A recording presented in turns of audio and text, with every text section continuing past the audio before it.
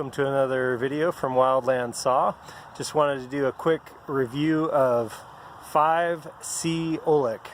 So just taking the U.S. Forest Service's standard OHLEC, which is objective, hazards, leans and binds, escape routes, safer quadrants, and cut plan, and adding on that last C an additional 4, and those additional 4 being complexity, communication, competency, and curiosity. And just a brief kind of touching base on those additional 4 in addition to cut plan. So for complexity, there's another video that I've done about that touches on that briefly in the main OHLEC video, but just an awareness of how tricky it's going to be to do whatever it is that is your objective.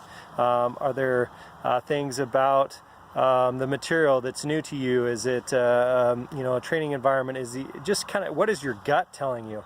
Is this just a little bit too complex? And so that's the complexity component. Communication, I think, is huge. If you're working in fire or not, I know communication can make the difference so many times.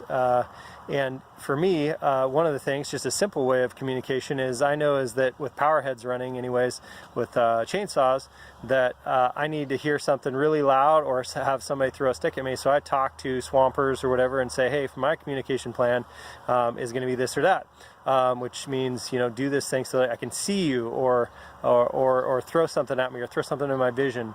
And what I'm going to do is I'm going to, chain brake, I'm going to check my overhead, and then I'm going to look to you because you have that information.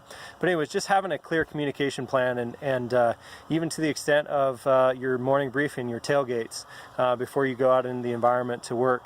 Competency, I mean, obviously there's certs, that are a huge part of competency, but just knowing your skills. If you're rusty, you're starting the season, if you're a wildland firefighter, or if you are just haven't been cutting in the woods for a while, kind of getting back in the swing of things. And if there's something that is new to you as far as material or particular slope or something like that, just making sure that you're competent in the skills that you're taking on, and it is 100% okay to walk away from anything, right? Just say, hey, my life and the life of my swamper and my crew and the folks that I'm working with is way more important than this sketchy tree getting taken down today, and you can figure out another way.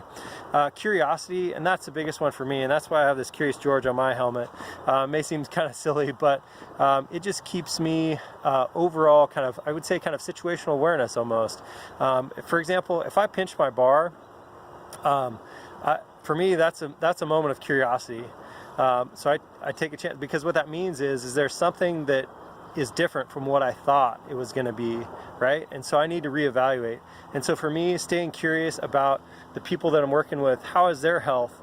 How physically, mentally, are they up for what job we're taking on, our objectives? So I'm just staying curious about that sort of thing. I'm staying curious about the overall OHLEC itself, and kind of the environment, and all those things that we've already talked about in other videos. But I think it's really important to just continue to be curious, and to know that the OHLEC with these additional 5 C's as well is always something that you can start back again. So if you get to a certain point and, for example, you can't mitigate something in an escape route, well, then you go back to the top and you start over again with your objective. Maybe you can change the objective a little bit and then progress down through your OHLEC, 5C OHLEC if you're using that, or just regular OHLEC if you're just doing that, to do the job safely. I think that's it. Have fun. Be safe.